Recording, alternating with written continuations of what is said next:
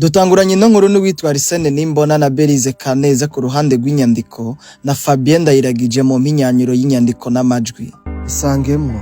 Nitwa Nimbona Arsene. Inyuma y'imyaka 14 mbwiye ijambo ndagukunda Belyse Kaneza. Iki gikorwa dukoreye muri Isangemwo nawe gisohotse jewe na Belyse twubakanye Rukristo imbere y'amategeko y'Imana n'abantu. Isangemwo. Ku mutumba Rurambira komine Rwibaga y'intara ya Bujumbura niho Nimbona Arsene avuka. Aho nyene kuri uwo mutumba niho Kaneza Belyse avuka. Bano bose nabene mutumba Rurambira ariko kandi ntibazinanye vya hafi na hafi kuko nta kibahuza gihari. Isangemwo. Dusubire gato muri 2011 uwo mwaka ndagusavye ntowibagire. Uwo ni wo mwaka Arsene yaragiye kwiga kuri college communale Rurambira mu mwaka w'indwi. Muri uwo mwaka nyene niho amaso ya Arsene yabona umukobwa mwiza cane, mwiza w'ubwiza butagira urugero. Uwo mukobwa Arsene yabonye yaramuraba akamubona nkaho umenga hari ahantu amuzi ariko bikamucanga. Arsene amaze kubona Belyse yaramukunze, aramukunda bimubuza amahoro. Namwe murazi ivy'urukundo, ariko ibazo urukundo rw'umwana wo muri 7e ndazi namwe murabizi. Ico gihe uburyo bw'ituma tumanako hakoreshejwe telefone ntibwari bwagwire ahantu hose. Arsene ntiyari kwihutira kubaza nimero yoronka ko Belyse bimworoheye, ahubwo yahisemwo gukoresha uburyo bwa kera. Arsene yihutiye kubaza no kumenya amazina yose ya Belyse acaja kumwandikira ikete. Arsene yaciye yihuta kwandika ikete ryo gusaba urukundo Belyse. Belyse amaze kubona iryo kete Arsene yamwandikiye yararisomye, acagira karanaryishura abwira Arsene ati: "Si bibi kunyandikira unsaba urukundo, ariko nuko abandi bamaze kugutanga ndakunzwe." Arsene abonye iyo nyishu yarababaye amaze kumva ko uwakunda akunzwe n'abandi. Isangemwo.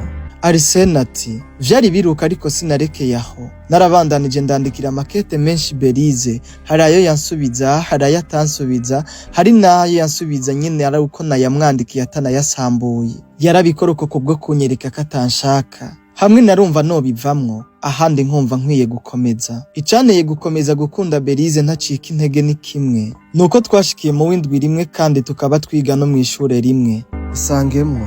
Arsene kandi ati kubwo nakunda Belyse nagerageza kumwicarira iruhande yiwe kugira ngo ndabe ko twokomeza kumenyerana nyuma kazonkunda. Arsene ntiyacika intege. Umwaka w'ishuri uri mu guhera Arsene yarasatiye Belyse ku bwenge, aramusaba urukundo atarambirwa. Vyarangiye Belyse abwiye Arsene yego. Isangemwo. Belyse ati: "Arsene waranyeretse ubwo nkunda, ungaragariza umurava no kwihangana. Kudacika intege kwawe bitumye nemera. Nemeye kukubera umukunzi w'ubuziraherezo. Nemeye kukubera umukunzi w'ibihe vyose." Isangemwo. Kuva ico gihe muri 2011 gushika no munsi dusohoreye kino nkuru y'urukundo rwabo, Arsene na Belyse baracakundana. None kuva uwo munsi bakundana muri 2011 Arsene na Belyse babigenje gute kugira ngo bagume bakundanye gushika n'ubu ko hari inkundo nyinshi zasambutse? Nibiki vyabaciye intege, nibiki vyabateye gukomera? Vyose ni ngaha bibera. Isangemwo nawe tujane mu nkuru y'urukundo rwa Belyse na Arsene. Urukundo ruryoshe, urukundo rw'icitegererezo. Isangemwo nawe. Arsene ati: "Maze kugabana urukundo rw'igitangaza rwa Belyse natanguye kwiyumva nk'umuyobozi w'ikirenga. Natanguye kumva ndi umuyobozi w'umutima w'uwundi muntu. Vyanteye kumva nkunze n'ishure cane kuko narinzi ko hari uwo duhurirayo kandi dukundana." Arsene ati: "Belyse acerewe nanje nabancerewe. Asivye kwari uko nyene nanje nabansivye. Twarakundana ariko kandi vyari mwibanga. Gusuka imisi amezi n'imyaka vyagiye biracaho. Twiga kandi tumenya. Jewe na Belyse twunguruzwa. Abanyeshuri n'abandi bagenzi bacu ba hafi n'abarezi batanguye kugenda badukeka ko twoba dukundana." Isangemwo. Arsene ati: "Ndavyibuka hari muri 2012 twigana na sheri wanje Belyse. Ico gihe twigeze gukurikirana mu bibanza kuri proclamation. Etablissement yose ico gihe yarahogereye. Abigisha n'abanyeshuri baratangajwe n'ikurikirana ryacu ry'ibibanza mu manota. Ivyo bikomeza kubaha impamvu iboneka yo gutuma badukeka ko dukundana. Muri uwo mwaka nyene naciye nsaba sheri wanje Belyse ko yo kwinjira mu muhari wa Ecclesia Katolika nari nsanzwe ndimwo, umuhari w'abasaveri. Sheri wanje nawe ntiyavyanse yaravyemeye. Dore ifoto yacu y'ico gihe kuri promesse ya sheri wanje. Irasekeje kuko bisa nkaho itaboneka neza, ariko ntibibatangaze yari yo myaka. Ubu ni je na sheri wanje Belyse turi kumwe. Isangemwo. Arsene ati twarakomeje urugendo rwacu rw'amashure n'urukundo gushika mu mwaka w'icumi, aho umukunzi wanje Belyse yaje kunanirwa na teste yo mu w'icumi. Ariko ino teste jewe naje kuyitora. Mu mwaka wakurikiye cari ico gihe ngo nje kwiga kuri lycée communale Rukina. Belyse ico gihe nja kwiga kuri lycée communale Rukina yarababaye cane. Maze agira ubwoba bwinshi cane ko nzoca ndamuheba, nanje ndamuhumuriza ati ntugire ubwoba, nzoguma ndagukunda. Ariko nanje naho namuhumuriza numva ntiyumva, sinitahura, sinumva ukuntu ngiye kubaho ntabona Belyse umunsi ku munsi nkuko vyahora. Isangemwo.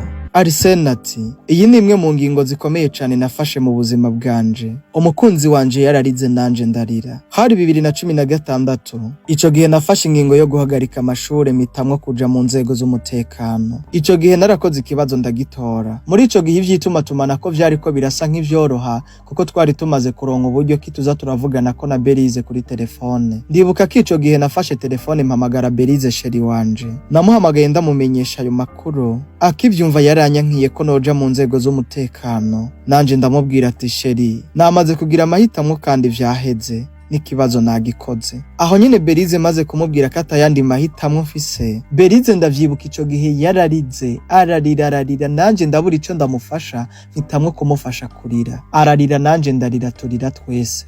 Isangemwo. Arsene ati vyose ndavyibuka umengo nejo. Ndibuka ko jewe na sheri wanje twarize turirira kuri telefone ku mayinite, turarira turahora, ariko kandi dusezeranye kuza kumerekeza. Isangemwo. Ndavyibuka umunsi wo kugenda sheri yaramperekeje gushika aho noririra imodoka. Uwo munsi twavuye muhira 7h du matin, twaje kuvana 16h. Maze turasezerana mu gahinda kenshi cane. Twarasezeranye dusezeranaho nk'abatazosubira kubonana vuba. Isangemwo.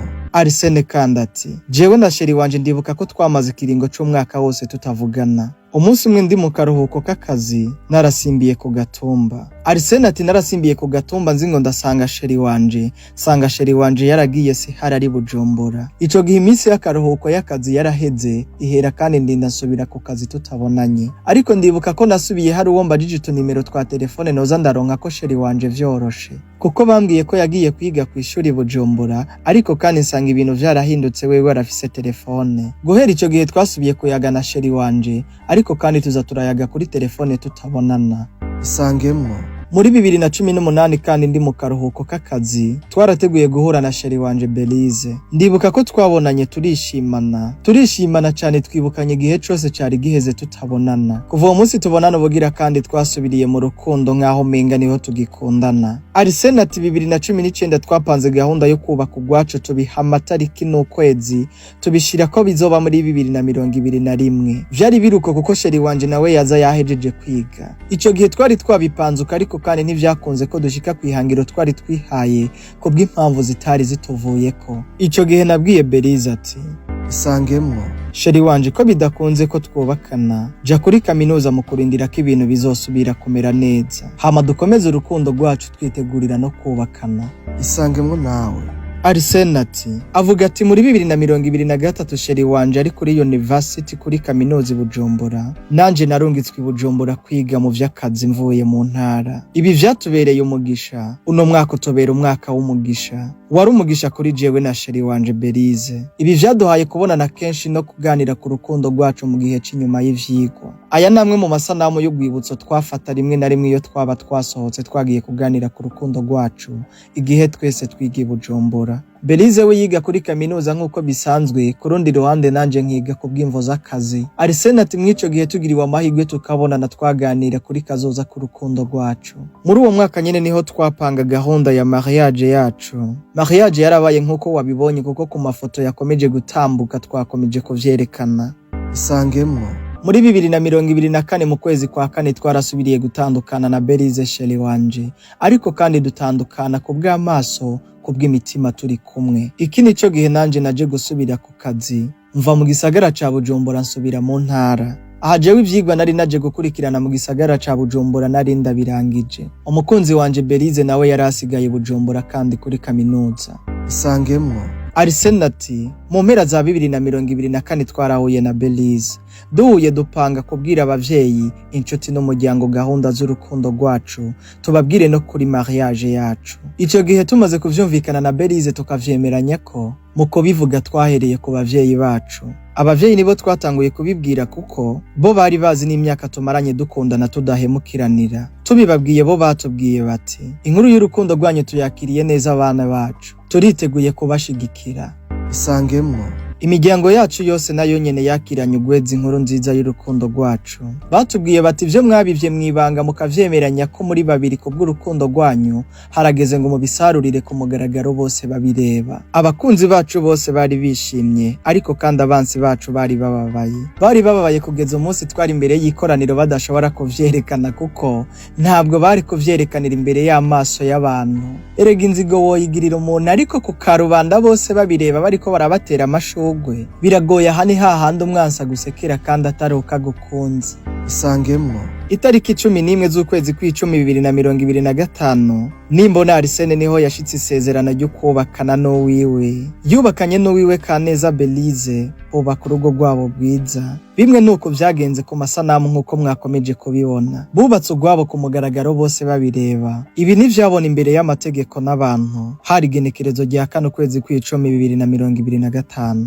Isangemwo nawe. Ibi ntivyabona kandi imbere y'Imana n'abantu mu munezero udasanzwe w'ubugeni bwera. Hari igenekerezo nyene rya 11 kwezi kw'icumi 2025. Isangemwo nawe. Isangemwo nawe rero, nimba hari ibintu biryoshe, ni ibintu bikoranywe umutuzo w'igihe kirekire, hama bigashirirwa igihe cavyo ku mugaragaro. Ibaze ko kuva inyuma ya ndavyemeye Belyse yeguriye urukundo rwiwe Arsene, hari haciye imyaka 14. Inyuma y'imyaka 14 akaba ariho habaye mariage. Isangemwo reka tureke gukavya ibintu tuvuge ko urukundo nkuru ari rumwe mu nkundo ziboneka inyuma y'imyaka 14. Urundi rukundo nkuru kuboneka mwa kino gihe cacu, reka ni nko gucukura zahabu mwijoro rikomeye cane, mwijoro ry'umuzitanye. Isangemwo nawe bino bintu nitwe twabitanguje tuzi ingene bikorwa n'agaciro bifise mu kubaka ikibano n'iterambere ku gihugu cacu. Mwe mutwumviriza namwe mutwitora, ibi bikorwa n'ivyanyu nimo bisagasire, mubifate nk'umutungo kama w'igihugu. None se ndababesha, ibi bizoshirwa mu bigo vy'amaratiro mu myaka iri imbere, iterambere rya none n'igihakomeza kudushwara. Isangemwo Arsene n'urubavu rwawe Imana yakwihereye Belyse ndabakeje cane, rugume rusosa beza bacu. Ni ivyishimo ntangere kuri twebwe na mwebwe kubwo kutwiyumvira ko mugahitamwo gukorana natwe. Reka tubashimire cane, dushimire n'abandi benshi bagiye kuza inyuma yanyu. Isangemwo nawe. Imiryango ya Isangemwo nawe iruguruye kuri buri muntu wese. Nimero yacu sibanga kuko gukorana natwe ntibivuna. Ibiciro vyacu ni nko kugura Coca-Cola tugasangirira hamwe. Nimero yacu ni akamenyetso ko guteranya 257 61 811 969 plus 257 61 811 969. Isangemwo jewe wumva nitwa Ndayiragije Fabien, nije ndakugezaho ivy'amateka. Ivyiza vya hano iwacu nta handi uzobimenyera atari muri Isangemwo nawe. Ivyiza ngaho iwacu birakogwa kandi biraba, ariko kandi utamenya ababikora uzokwama uteze ivyiza hanze gusa. Ibaze ko kandi uzokwama ubiteze yatabiriyo. Ivyiza biri ngaho iwacu reka twe tubibakorera neza muri gahunda yo gukunda ivy'iwacu. Twe twarabikoze, turacabikora, turacakomeje no kubikora n'amaka. Biruka ari nako kandi ndakwibutsa ko nushaka kugera kure uzujane n'abandi, ariko niwashaka kunyaruka uzugende wenyene. Dufatanye urugendo tugere kure hashoboka, twoye kwijana kuko inzira y'umwe ntishika.